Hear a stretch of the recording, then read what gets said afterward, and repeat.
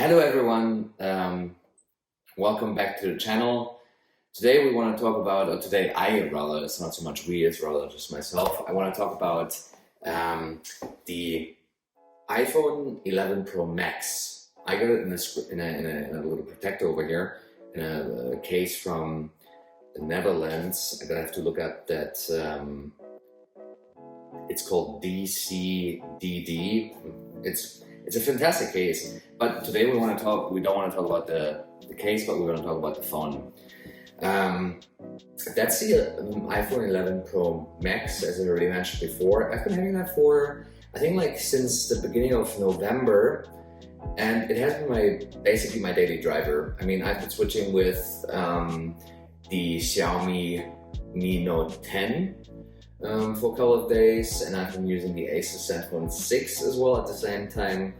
But ever since I've been coming back to this phone, it was really hard for me to go back to another phone, like to an Android phone, and just use something else, because it has been such a fantastic experience with this one.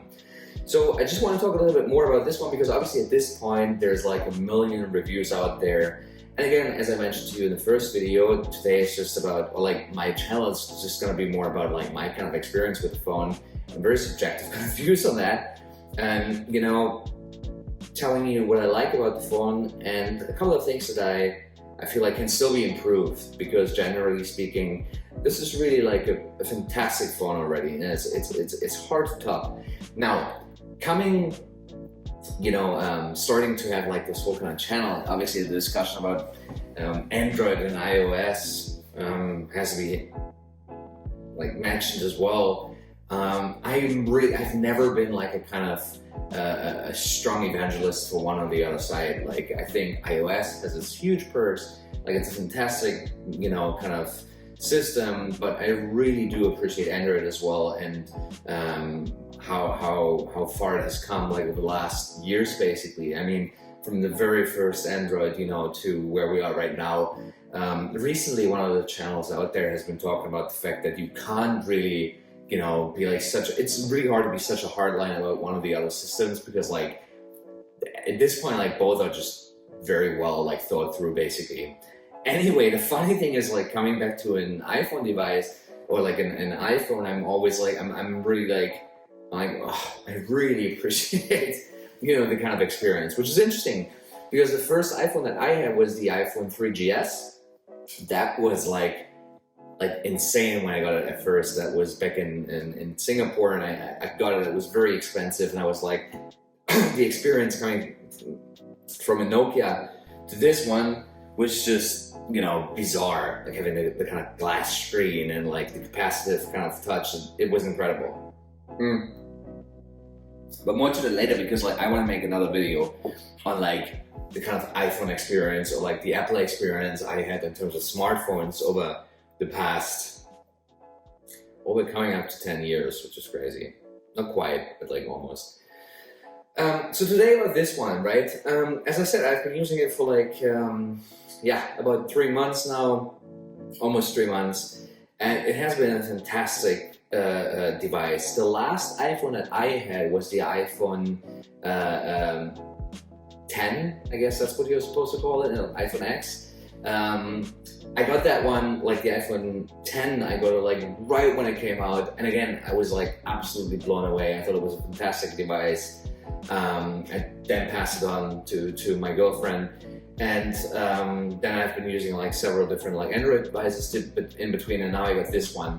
I switched to this one from the Samsung Galaxy Fold, which I want to make another video on as well, because that was a very interesting experience as well, I can tell you.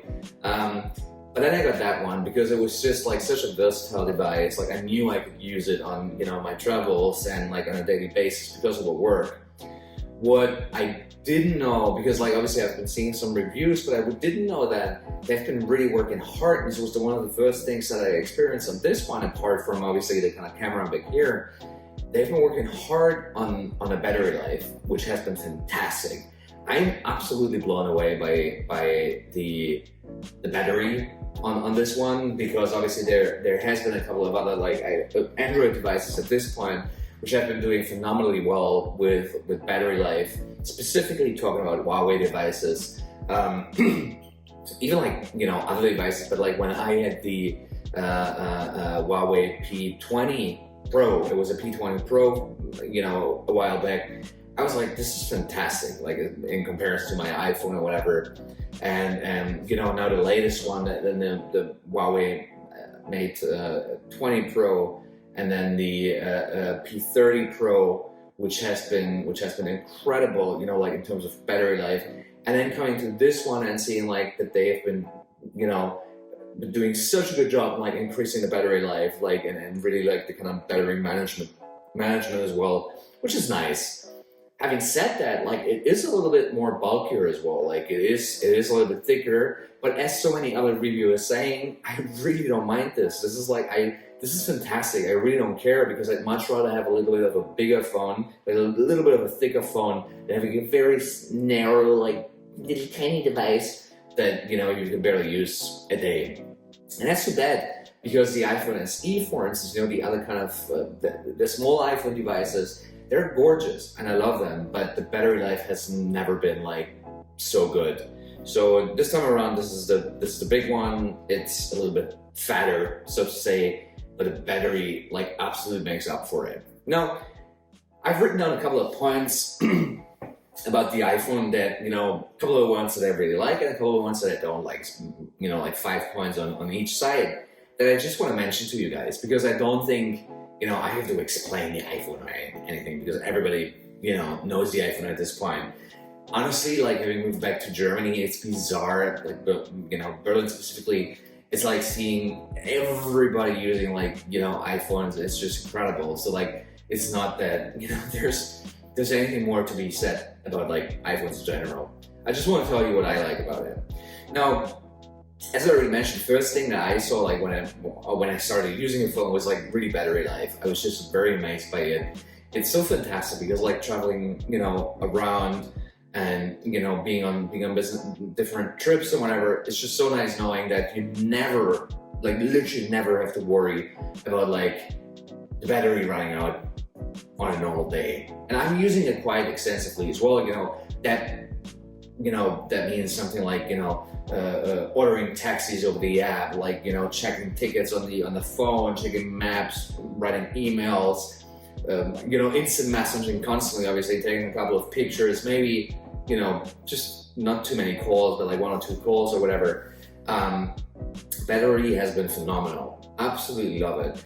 I would definitely say like a day there, I wouldn't worry in any scenario that the battery wouldn't be good enough.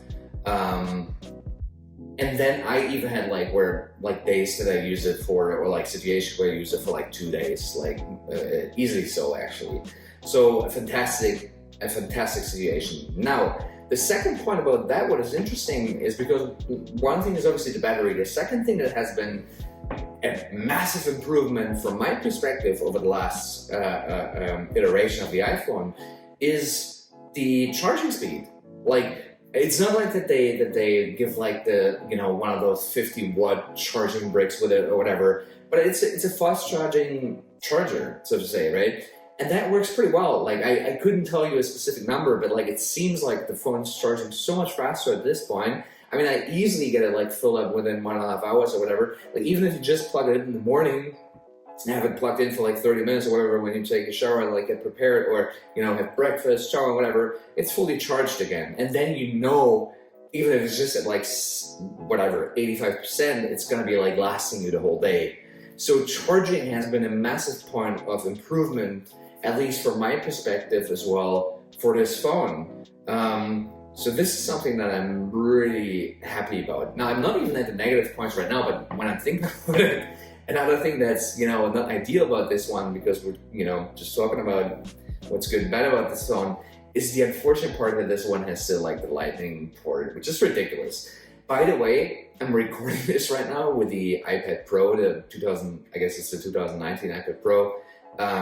I hope the quality is fine as well. Supposedly it's like 4K 60 as well, but I don't know if it's just as good. So you can compare it like to the first video I made. But that one has USB-C, which is just beautiful. Like it's so nice just bringing like the USB-C charger, you know, like for every, you know, other device that you have, your headphones, your watch, your, you know, whatever.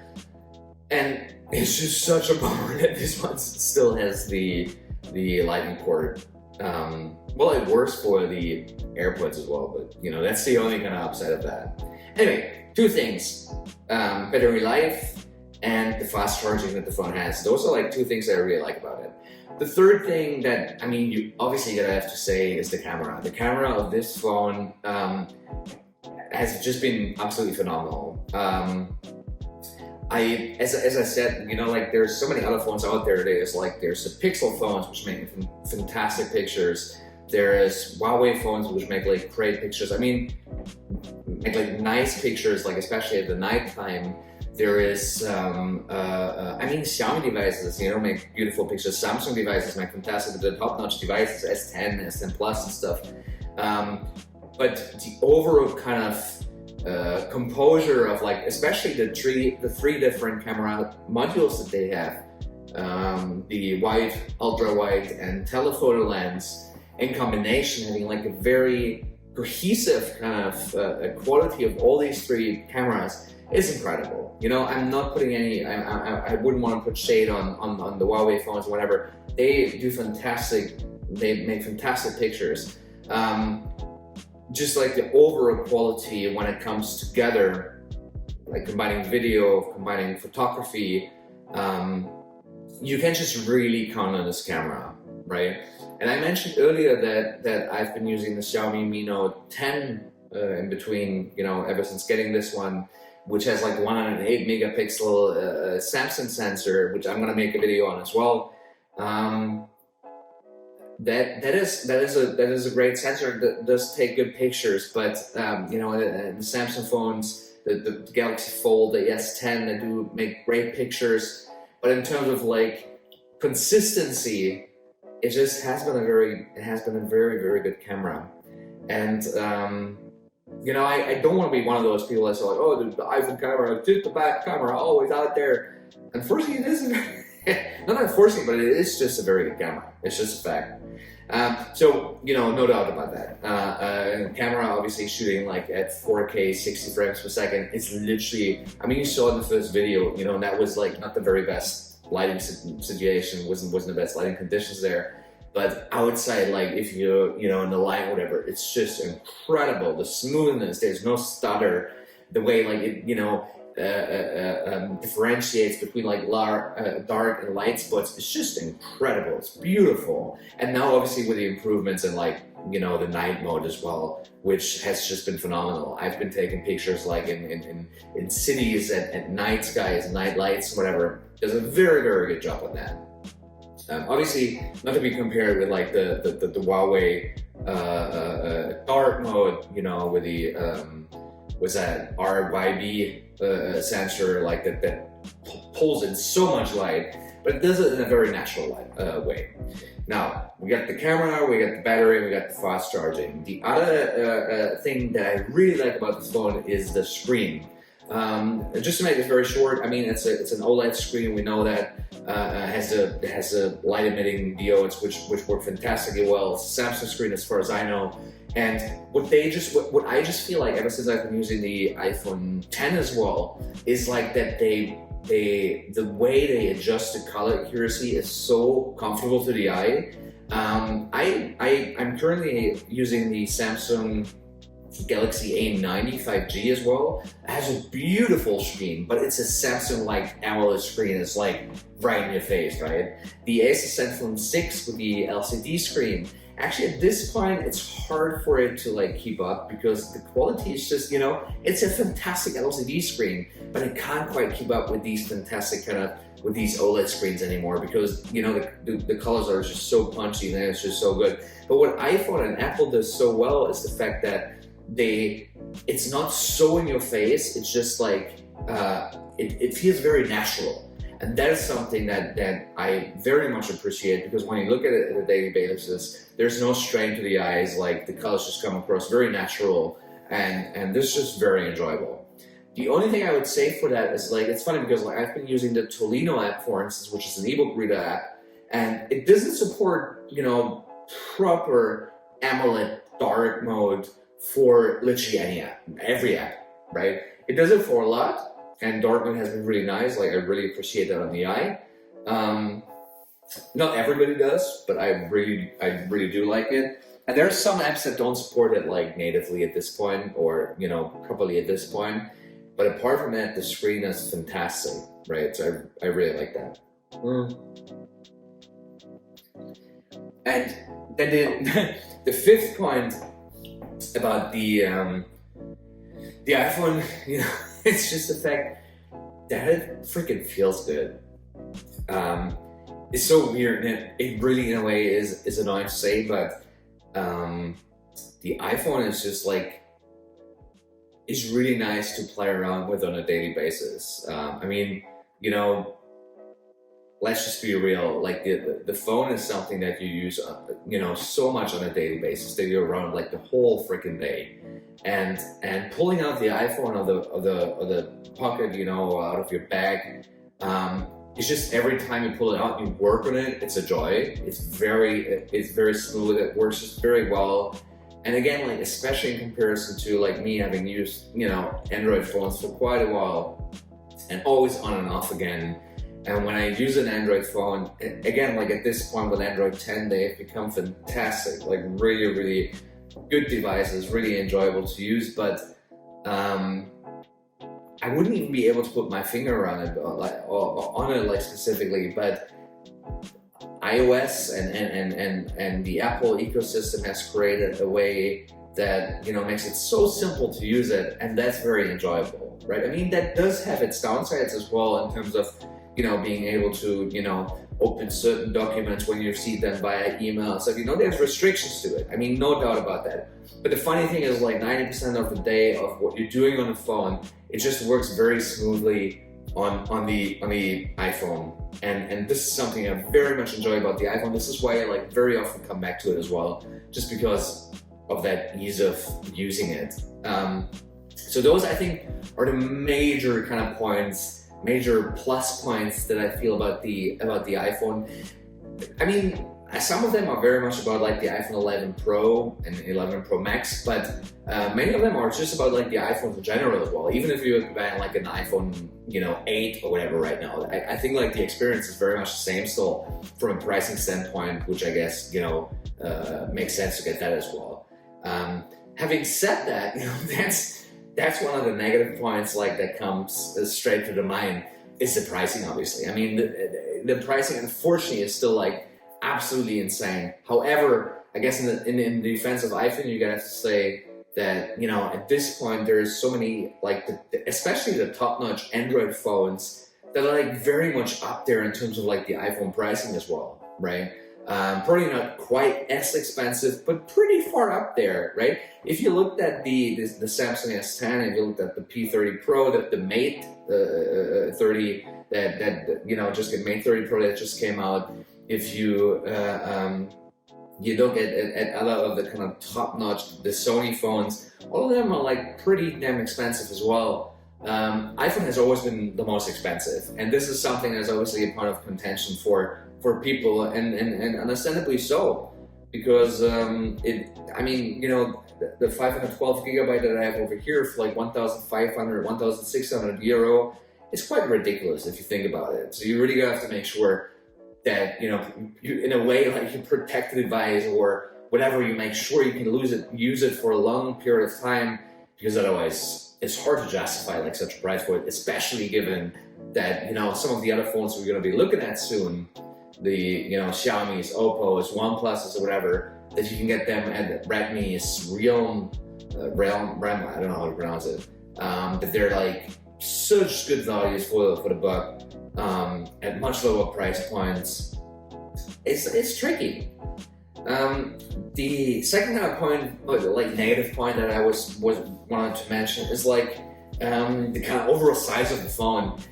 Now, I know that people are probably going to be upset about this because people, whatever, if anybody is watching this, but this is the 11 Pro Max, and I wanted it because I wanted to have the big battery, and, you know, I wanted to have the screen as well, you know. the phone is big. It's a big ass phone, right? And that obviously comes with like, you know, size and weight and everything as well. There's a couple of phones that have been doing it like a little bit better. Again, like the Huawei P30 Pro has done a great job in like, you know, maximizing the screen estate, making sure that, you know, the kind of the edges bleed over, which is another topic in itself, because like honestly I like more flat phone anyway as well. But you know, they've used ways in ensuring that, you know, you get the maximum screen real estate and the phone just doesn't feel as hefty and huge. This phone is quite a massive phone, right? And I would really like to look at the smaller iPhone 11 as well again, just to see, you know, whether the size kind of fits better to, you know, what I want to do. So yeah, it's a big phone. It's something, you know, I'm not saying this is necessarily like overall bad thing, but for me, you know, in the experience with this phone, I feel like, ooh, it's quite a big phone. Just a kind of feeling really good. The second thing, or the third thing that I don't like so much about it is obviously the notch. I mean, at this point, the notch becomes a little bit ridiculous. And honestly, I believe in 2020, I'm hoping that they're going to be dropping the notch as well. Like, that just shouldn't be a thing anymore. There's so many phones that have been doing it right at this point, and I think the technology should be there. Obviously, Apple's trying to make sure that when they implement something like a notchless solution, it's going to be the best solution out there. And hence, you know, like they've been pushing the notch for quite a while.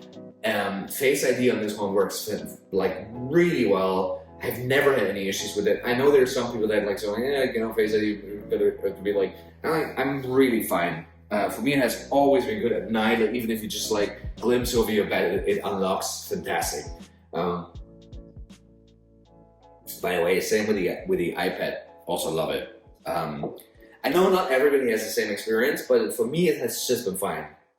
So I like it. However, big notch is like, you know, I mean, again, some of the Android phones that you have right now, I'm also not a big fan of like the kind of teardrop notch, but I'm just really hoping we're coming to a point where like they can hopefully put it underneath the screen as well, with still having the kind of benefits of all the secure features of like Face ID. That would be obviously the ideal situation, or any other kind of biometric, you know, recognition. But apart from, I can't think far enough. Then, you know, I'm thinking about the thumb in the face.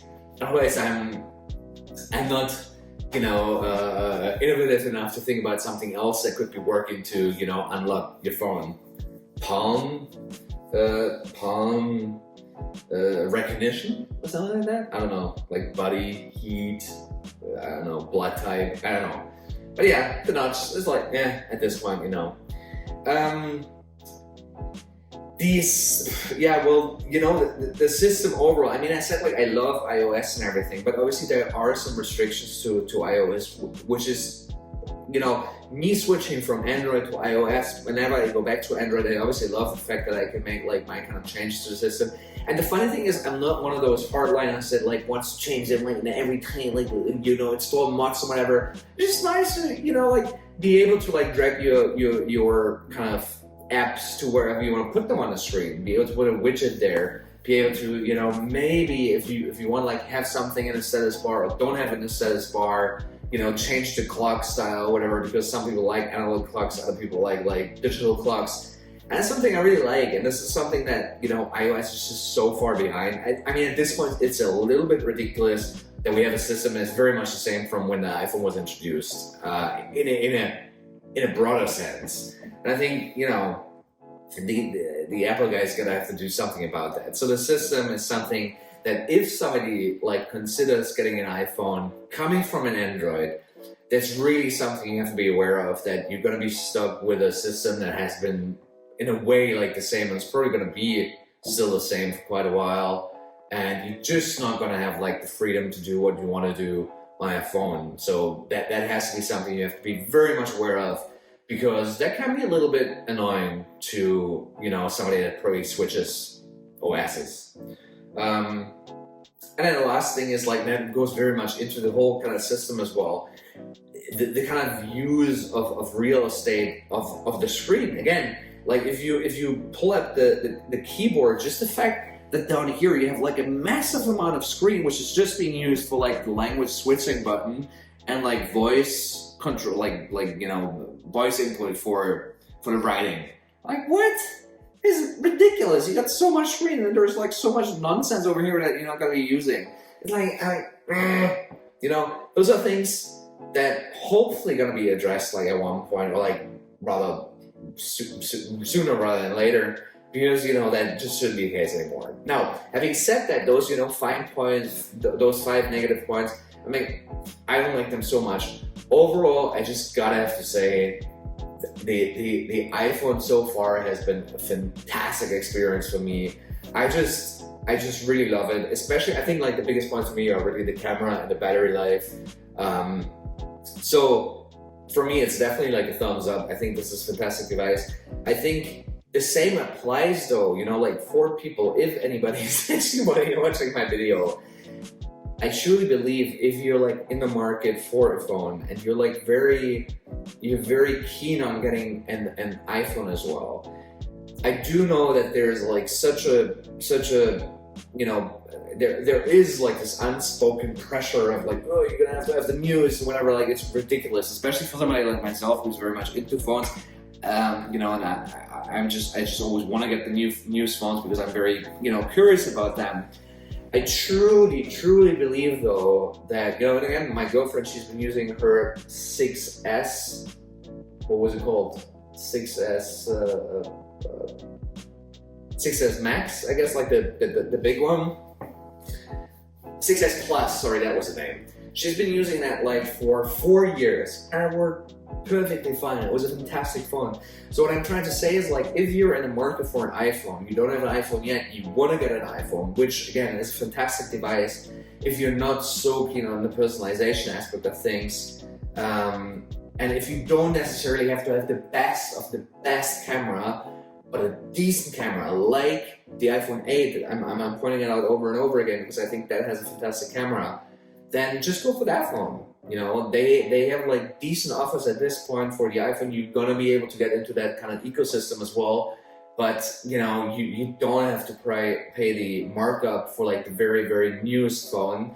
If it's really about the camera, go for an Android phone, like a cheaper one. There's fantastic Android camera phones at a price range of like $500-600, even lower than that for that matter, that make better pictures than like probably the iPhone 8. But if you're like in the market, or if you really care about the ecosystem, iMessage, the App Store, just having an iPhone, you know, the kind of experience that I was talking about, pulling it out and be like, oh, it just works so good, then probably get an iPhone 8, right? If you got the money, then obviously shoot for this one, or just, you know, wait for the 2021, whichever iteration it's gonna be.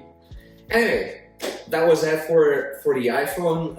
I can talk more about like the kind of case I got over here as well, if anybody cares about that. If anybody cares at all about the videos anyway, I really appreciate for whoever is probably going to watch this at one point, and I'm looking forward to seeing, you know, any kind of feedback, and I'm going to be back with an extra review, most probably of the Xiaomi Mi Note 10 that I'm also currently using right now. That's a very interesting phone because like it has a 108 megapixel Samsung sensor, which is probably one of the first phones that is using it, apart from the Xiaomi Alpha that is currently out as well, but you can't actually buy it. So, you know, stay tuned if you want to hear more about that, and I hope to see anyone or everyone in the next video again. Thank you very much for listening, and have a good evening or a good day, good morning, wherever you're watching from. Thank you.